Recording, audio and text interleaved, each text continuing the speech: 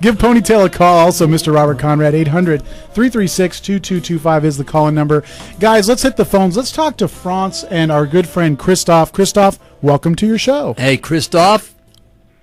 Hello, Bob, Eric. Hello, guest. Hey, how are you, Christophe? Oh, fine. I have a message to Eric. I would like to wish you a happy birthday. Hey, thanks, Christophe. Hey, Christophe, probably May. I'll be in France, and then I'll be in Spain. Oh, okay, I hope so. Well, I'll see you then, right? Now, how far do you live from Paris? Okay. I send pics to Eric with Tower Eiffel. Hey, how far do you live from Paris? Paris. How far are you from Paris, Christophe? Me? I live in Paris. Well, then I can see it when I go to Paris, eh? Oui? Oh, okay, I hope so. What is your question, monsieur? Thanks for taking my call one more. Always, we love you. You're part of the show. Go ahead. What is your question, monsieur? When I was watching French television in my childhood, I never did imagine that one day I will live these moments with you. Thanks to life, thanks to you, Uncle Bob. Hey, can you keep a secret? I've never shared this with very many people. Can you keep a secret? All right, say, I will keep a secret, Uncle Bob. Okay. Okay, no, say it. I will keep a secret, Uncle Bob. Yes? No, not yes. You have to say what I said. I will keep it a secret, Uncle Bob. Uncle Bob, yes? Okay, that's all I'll get out of you. All right, what's your question? I have prepared 3 questions about moments of your life. First, in your teens, you wanted to enlist in the Marines, but you didn't have the age to enlisted. Can you tell us about this story? No, Peter Cantos at that time was my best friend. I've had several best friends in the 79 years I've been on Earth, but in any event, at that time he was my best friend, and we said, let's go and join the Marines. So we went down on a Friday, and we enlisted. You could enlist that time by going to the Marine Corps office. So we enlisted, and then we spent the weekend telling everyone, we're Marines, we're Marines, we're Marines. Then we went down to the railroad station to go to Parris Island to boot camp, and they said, Robert Conrad. And I went, hey, they recognize leadership. I love the Marines. And I stepped out, and I said, yes, sir. And he said, you're going home. I said, pardon me? He said, you're 15 years old. Your mother called and told us that you are 15. And I said, okay, thank you. And I said, Pete, I'm leaving. We both started crying and hugging each other, 2 Marines hugging each other at the railroad station. So I went home, and then after boot camp, Peter came to see me, and we visited. He told me about boot camp. And then he went to Korea, never to return. That's where he was killed. And anyway, he was my best friend, and that's my story about joining the Marines. Next question. Oh, thank you to repeat this story. I like this. Okay, next story. For my second question, you had your first child when you were still young. How did you live this event in your life, in your young life? I had my first what? Your first child.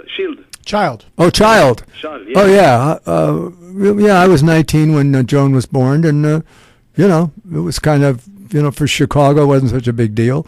And I was happy to support her, and then I had Nancy after that, and that was the beginning of 7 daughters. Hey. For my last question, I want to know if you remember what you buy with your first salary. With my first salary, I mean, as an actor? Yes. Oh, I paid the rent. Okay.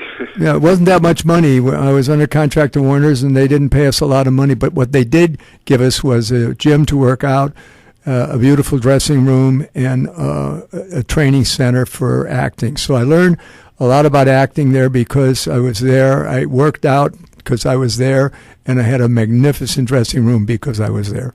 So I was very happy. I became friends, and I'm one of the few actors ever to say this, with Colonel Warner, Jack Warner, who was the head and the president of Warner Brothers at the time. Yes. And we became friends. After I left Warner Brothers, we still maintained a friendship. Oh, thank you, Uncle Bob. That's it for my phone call. You are a great man with a big heart. Thank you. Now, I have a secret for you. It's a French secret. Do you want to hear it? Yes, I want. Okay. I was in jail in Paris.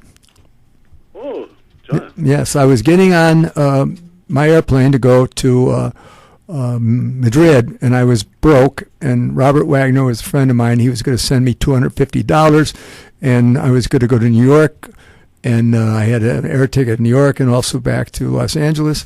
And as I'm getting on the plane, the man puts his hand on my chest and says, no. I said, what do you mean? Oui, I got the tickets in the reservation. He said, no. I said, what is going on? Well, what was going on is two French businessmen preempted me, and I had no money, and I had no place to go. And I said, I'm getting on that airplane. And he pushed me. And then he got a short right hand to the chin. He went down like he was on an elevator. And then a bunch of guys came, and the next thing I knew, I was in the Paris jail, and the airline was kind enough to bail me out, and I was on the next plane to Madrid, and that's where I met Marisol. And I would like you to play that music with Marisol singing, and that's one of the fondest experiences in my entire life. My favorite film always will be Centennial. That's my best work, but one of the things I enjoy about the acting profession is making the Spanish film. George Sherman was the director, and the entire cast was Spanish, and I love her, and I'm going to Spain to see her after all these years. Okay? Okay, Uncle Bob, thank you for this. I didn't like your jail. If people want to talk with you, they should do like me by calling 800-336-2225. Ha ha, you're wonderful. Thank you. Thanks, Christoph. Guys, stick around. More great stuff coming up right after this.